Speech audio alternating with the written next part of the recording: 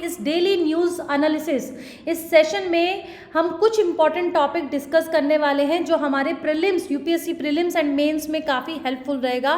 खासकर प्रीलिम्स की बात करें 2024 जो आपका 16 जून को एग्ज़ाम होने वाला है, ठीक है। तो यहाँ पे बात हो रही है कि सरकार ने कुछ चेंज लेकर आई है, किसमें, पेरेंट्स के रिलीजन टू रजिस्टर बर्थ। किसी भी बच्चे का जब जन्म होता है तो उसके माता पिता का धर्म अलग अलग सेपरेटली रिकॉर्ड किया जाएगा। अभी तक करंट प्रैक्टिस में क्या था, जैसे बच्चे का जन्म हुआ तो सिर्फ माँ बाप मतलब एक फैमिली का धर्म जो था, जैसे हिंदू है या फिर मुस्लिम है, ये रिकॉर्ड होता था। बट फ्रॉम नाउ ऑनवर्ड्स क्या चेंज होगा, क्या चेंज आया है कि भाई फादर का रिलीजन अलग रिकॉर्ड होगा और मदर का रिलीजन अलग रिकॉर्ड होगा। So these rules drafted bye, ये रूल्स किसने बनाए, union ministry of home affairs ने, ठीक है। तो ये जो रूल्स है ये स्टेट गवर्नमेंट नोटिफाई करेगी, अडॉप्ट करेगी बिफोर दे आर इम्प्लीमेंटेड। तो सबसे पहले इम्प्लीमेंट करने से पहले ये लागू करेगी राज्य सरकार, ठीक है। अभी तक क्या था, इससे पहले क्या था कि only the families religion was recorded in the birth registers, but अब ये चेंज हो गया है, ठीक है। इसके साथ इस पूरे आर्टिकल में एक एक्ट की बात की गई है, वो एक्ट है आपका under the registration of birth and death amendment act 2023। अब 2023 में ये अमेंडमेंट किया गया और उसके तहत 1 अक्टूबर को क्या लागू हो गया, सिविल रजिस्ट्रेशन सिस्टम। ये एक ऐसा पोर्टल है केंद्र सरकार का जहाँ पे डिजिटली, ये वेबसाइट है, डिजिटली आपके बर्थ सर्टिफिकेट इशू होते हैं, यहीं पे सारा रिकॉर्ड जो है वो मेंटेन होता है, ठीक है। तो यहाँ पे क्या होता है कि ये जो सर्टिफिकेट है, जो डिजिटल बर्थ सर्टिफिकेट है, ये इशू होता है अंडर दिस सिस्टम, और जो एक सिंगल डॉक्यूमेंट होगा which will prove the date of birth for various services, चाहे उसमें आपकी एजुकेशन पर्पस है, चाहे फिर वो आपके अदर पर्पसेज है, राशन कार्ड का है, आधार नंबर है, तो वहाँ पे ये सिर्फ डिजिटल बर्थ सर्टिफिकेट जो है आपका सिंगल डॉक्यूमेंट काम करेगा। The office of the registrar general of India under the home ministry has propose substituting the existing forms related to the registration of birth, ठीक है। तो ये बर्थ हुआ, डेथ हो गया, तो ये सारा किसकी जिम्मेदारी है, रजिस्ट्रार जनरल ऑफ इंडिया। एक स्टेटमेंट यूपीएससी प्रीलिम्स पूछ सकता है कि जो रजिस्ट्रार जनरल ऑफ इंडिया है, जो सेंसस में भी देखा जाता है, डेट कम और वर्क्स अंडर द विच मंत्रालय, तो विच मिनिस्ट्री, होम मिनिस्ट्री के अंदर आता है ये, ठीक है। अब जो स्टैटिस्टिकल और लीगल इन्फॉर्मेशन की बात करें तो any birth register includes 2 part, एक तो लीगल इन्फॉर्मेशन होती है, दूसरा होता है स्टैटिस्टिकल इन्फॉर्मेशन, ठीक है। तो जो information on the parents religion है वो मेंटेन कहाँ पे होती है, आपकी स्टैटिस्टिकल इन्फॉर्मेशन में, तो अब अलग अलग मेंटेन होगा, ठीक है। तो इस नियम के अनुसार रजिस्ट्रार जो है वो डाटा मेंटेन करेगा, क्योंकि इस सिविल रजिस्ट्रेशन सिस्टम को कौन मेंटेन करता है, ये भी एक क्वेश्चन, एक स्टेटमेंट बन सकती है। तो आरजीआई इसे मेंटेन करता है, या फिर आप मिनिस्ट्री ऑफ होम अफेयर्स भी कह सकते हैं कि वो मेंटेन करता है, ठीक है। तो ये आपका टोटल इस पूरे एक न्यूज़ में आपका बस यही एक मेन था कि भाई आप माँ बाप के अलग अलग सिविल रजिस्ट्रेशन सिस्टम में जो धर्म का रिकॉर्ड है वो माता का अलग और पिता का अलग रिकॉर्ड किया जाएगा, ठीक है। चलिए, उसके बाद आप ये ये एक सरकार ने ये भी बात बोली है कि आगे जाकर ये जो नेशनल पॉपुलेशन रजिस्टर है उसमें जाके ये सेंट्रलाइज्ड डाटा जो सिविल रजिस्ट्रेशन सिस्टम है वो इसके अंदर मर्ज हो जाएगा एनपीआर में। एनपीआर कब कलेक्ट हुआ था, कब आया था एग्जिस्टेंस में, सबसे पहली बार आया था 2010 में, 2015 में ये अपडेट हुआ था। इसका बस पीछे एक मकसद कह लो, एक ऑब्जेक्टिव था, to create the national register of citizens as per the citizenship act, ठीक है। और ये कंपलसरी है हर राज्य के लिए to register birth and death on the centre civil registration system. तो ये पोर्टल है, तो इसमें हर राज्य को ये कंपल्शन है कि उसको बर्थ और डेथ का रजिस्ट्रेशन सर्टिफिकेट, मतलब उसका रिकॉर्ड जो है वो मेंटेन करना है, इन्फॉर्मेशन देनी है, और माँ बाप की जो माता पिता की है उनके अलग अलग धर्म का भी इसमें रिकॉर्ड देना है, ठीक है। ये जो एक्ट है सिटीजनशिप एक्ट, ये ऑथोराइज करता है सरकार को to collect Aadhaar numbers of parents and informant if available in case of birth registration. Presently, either parent voluntarily provides Aadhaar number for a newborn birth certificate generated through the CRS, ठीक है, अभी तक ये नियम है। So as of March 31st, Aadhaar has a saturation of 93% of a projected population of 138.72 crore, ठीक है। चलिए थोड़ा सा इस डिजिटल बर्थ सर्टिफिकेट के बारे में अगर हम देखें तो ये एक सिंगल डॉक्यूमेंट है, सीधा सीधा स्टेटमेंट आपका यूपीएससी में आ सकता है प्रीलिम्स में। ये सिंगल डॉक्यूमेंट है which is used for the admission to educational institutions, applications for driving licence, government jobs, passport और Aadhaar card, voter enrolment and registration of marriage. तो ये सिंगल डॉक्यूमेंट आपका काम आ जाएगा, ठीक है। और ये जो आपका अमेंडमेंट एक्ट है, इसी ने ये मतलब दैट प्रोवाइडेड द डायरेक्शन और the way to create this digital birth certificate system, ठीक है, जो सिर्फ एक सिंगल डॉक्यूमेंट है।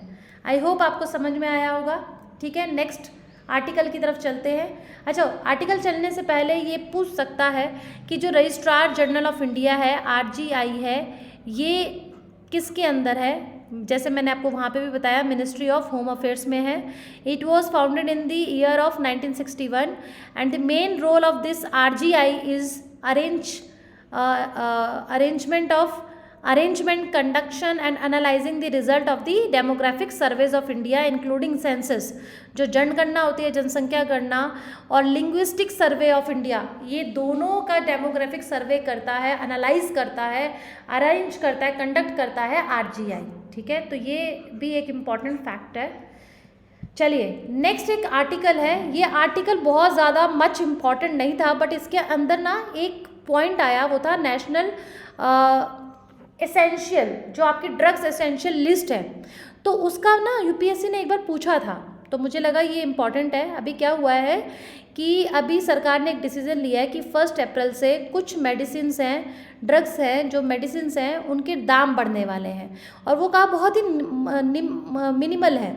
जो आपके रिटेल प्राइस है, मैक्सिमम रिटेल प्राइस, वो इसके इस बार कितने हैं? 0.00551, तो ये आपका बढ़ेगा, ठीक है। 2021 और 22 में ये काफ़ी ज़्यादा बढ़ा था, इसलिए जो मैन्युफैक्चरर हैं ड्रग्स की, जो मेडिसिन्स की, और ये बढ़ाता कौन है, प्राइस रखता कौन है, कैप कौन करता है? नेशनल फार्मास्यूटिकल प्राइसिंग अथॉरिटी, ठीक है, NPPA।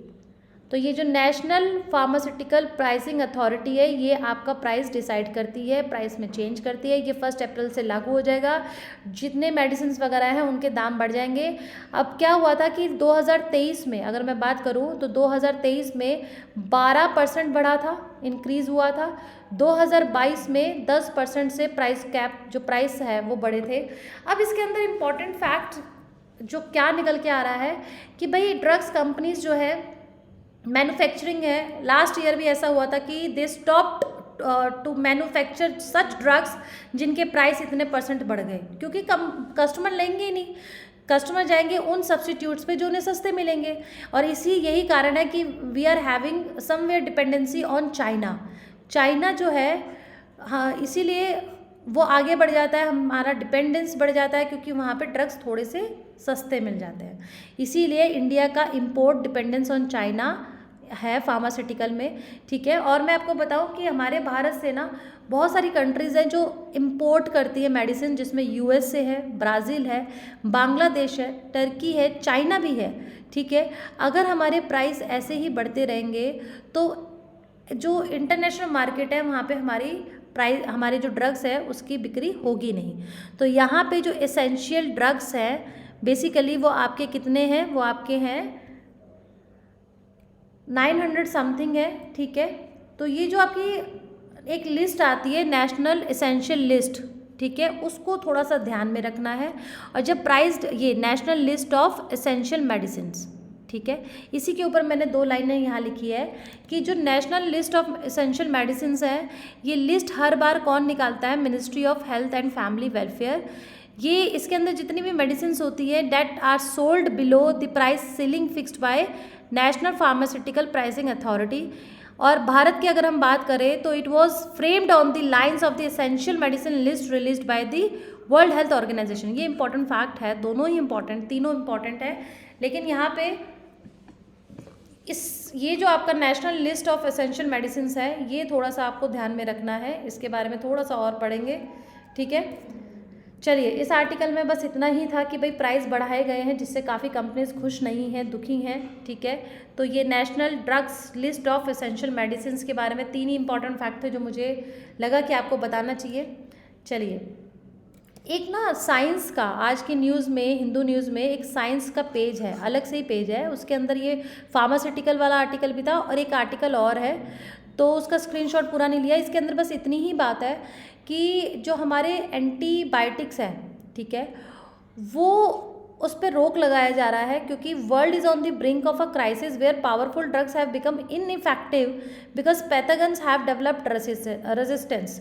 हमारे भारत में ना एंटीबायोटिक्स बहुत ज़्यादा यूज़ होती है, खासकर कोविड के बाद आपने देखा होगा। पहले कोल्ड जब होता था, जुकाम होता था, तो आप अजिथ्रोमाइसिन मेडिसिन लेते थे, 3 दिन तक 100 रुपये की गोली आती थी, आप भैया ठीक हो जाते थे। मैं तो ठीक हो जाती थी, परफेक्टली ठीक हो जाती थी। बट आफ्टर दिस कोविड क्या हुआ है, पोस्ट कोविड, कि जरा सा जुकाम भी होता है तो वो इतनी डिट्रियस हेल्थ कर देता है कि भाई आपको डॉक्टर पे इतने हाई मेडिसिन्स लेना पड़ता है, एंटीबायोटिक लेना पड़ता है, जिससे कि अब मैं बताऊँ, अजिथ्रोमाइसिन मेरी बॉडी रेजिस्ट ही नहीं, मतलब उसका जो असर है ना वो ख़त्म हो चुका है। अब अजिथ्रोमाइसिन से मेरा जुकाम ठीक ही नहीं होता है, so I really require other medicine. और ये काफ़ी लोगों के साथ ऐसा हुआ है, तो जिससे हमारा जो रेजिस्टेंस लेवल है ना वो बढ़ता ही जा रहा है अगेंस्ट दिस एंटीबायोटिक। ठीक है, तो we need to take some other measurements to work up over this.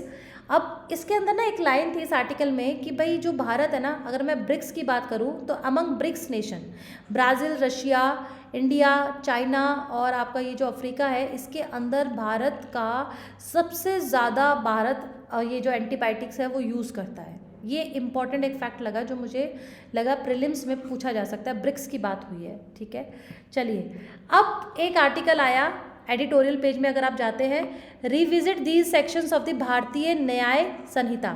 मैं आपको बताऊं कि लास्ट ईयर क्या था, 3 नए कानून आए थे, 3 नए क्रिमिनल कानून आए थे, जिसमें था पहला भारतीय न्याय संहिता जिसने रिप्लेस किया इंडियन पेनल कोड को। फिर दूसरा था भारतीय नागरिक सुरक्षा संहिता जिसने रिप्लेस किया कोड ऑफ क्रिमिनल प्रोसीजर को, CRPC, and Bharatiya Sakshya Abhiyan which replace Indian evidence act 1872 which are to come into force on 1 July 2024। ये 2024 1 जुलाई से इस साल लागू हो जाएंगे। ये 3 नए कानून आए थे एग्जिस्टेंस में पिछले साल और ये इस बार लागू होंगे। ठीक है, अब आज की न्यूज़ में क्या है, जो पहला हमारा बिल है भारतीय न्याय संहिता। बेसिकली इनके अंदर 2 सेक्शंस हैं, एक है 106 और दूसरा है आपका 112। ये 2 सेक्शन का जिक्र किया गया है जिसमें ये कहा है, जो ओपोजिशन है या फिर जो लोग हैं उनका कहना है कि ये 2 सेक्शंस को दोबारा से रिविजिट किया जाए, दोबारा से देखा जाए। ऐसे तो बहुत सारे सेक्शंस हैं इस न्याय संहिता में, अप्रॉक्स 500 है, बट इसमें ये कहा गया है कि ये 2 सेक्शंस को ज़रूर देखिए। पहला जो 106 सेक्शन है, ये इम्पॉर्टेंट तब भी है जब आपको याद होगा कि जब न्याय संहिता आया था, जब सेक्शन 106 आया तो काफ़ी जो ट्रांसपोर्ट ट्रक ड्राइवर्स थे उन्होंने काफ़ी पूरे देश भर में हड़ताल भी की थी।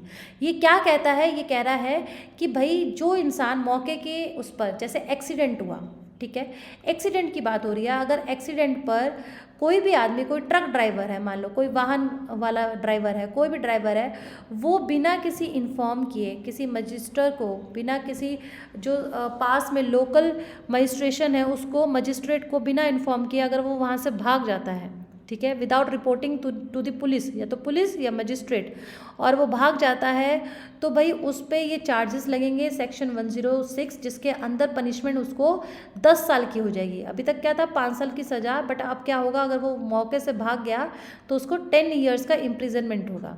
ठीक है, ये एक सेक्शन जो 106 है सेक्शन, उसका जो सेकंड क्लॉज है वो ये बताता है कि अगर 10 साल की सज़ा होगी उस केस में जहाँ पे एक्यूज्ड पर्सन भागेगा without reporting to the police. अब लोगों का कहना है कि एक आर्टिकल है भाई, लोगों ने इस पर आपत्ति ये जताई कि अगर वो मौके की उस पर सिचुएशन पे अगर वो पुलिस पे जाते हैं या फिर हमला होता, उन पर भी एक हमला हो सकता है, ठीक है, और दुनिया तो उन्हें छोड़ेगी नहीं, तो इसीलिए वो डर के मारे वहाँ से भाग जाते हैं। ऐसा होता है नॉर्मली सिचुएशंस में। लेकिन दूसरी तरफ उनकी सरकार की भी ये दलील है कि भाई जितने मेडिकल इंश्योरेंस मिलते हैं वो तभी मिलेंगे किसी भी व्यक्ति को किसी एक्सीडेंट में जब जिस वाहन से एक्सीडेंट हुआ है जब उसकी पूरी जानकारी होगी। ये एक मैं आपको इसका बता रही हूँ कि भाई वो अगर मौके के सिचुएशन में अगर भाग गया है, एक्यूज्ड पर्सन जिसने एक्सीडेंट किया है, अगर वो बंदा भाग जाता है तो जो सामने वाला विक्टिम है उसको कोई बेनिफिट नहीं मिलेगा। तो उसका मौजूद होना, उसकी इन्फॉर्मेशन रहना उसके व्हीकल की बहुत ज़्यादा ज़रूरी है। लेकिन दूसरी तरफ वही कहते हैं लोग, एक्यूज्ड की तरफ से आया कि भाई अगर मान लो गलती जाने अनजाने में एक्सीडेंट होता है, बट अगर वो वहाँ रहें तो भैया उनको नहीं छोड़ेगी दुनिया, उनको वहीं जीते जी मार देगी, है ना, वहीं पे खून खराबा हो जाएगा। तो ये अपोजिशन या क्रिटिसिज्म है इस सेक्शन का। और ये भी कह रहा है, एक आर्टिकल है 20 क्लॉज 3, ये फंडामेंटल राइट है जो ये कहता है भारत के संविधान का कि कोई भी इंसान जो है वो खुद का अगेंस्ट गवाह कैसे बने। अगर ऐसा है तो this is violation of the fundamental right of this article. ठीक है, यहाँ पे लिखा भी है, no person accused of any offence shall be compelled to be a witness against himself. ठीक है, तो ये एक इस सेक्शन से रिलेटेड है, तो रिविजिट करना चाहिए। दूसरा है 112 जिसके अंदर जिक्र है सेक्शन 112 में पिटी ऑर्गेनाइज्ड क्राइम्स। ठीक है, अब इसके अंदर चोरी है या फिर आपकी छोटे छोटे जितने रखे गए हैं, जैसे कि इसके अंदर लिखा है यहाँ पे चीटिंग है, स्नैचिंग है, अनऑथराइज सेलिंग ऑफ टिकट्स है, जैसे ब्लैक टिकट्स बिकती है ना, गैम्बलिंग हो गई, ये सारी इसके अंदर हैं। ठीक है, पिटी और इसमें आपके क्राइम्स में है, तो ये दो मेन है।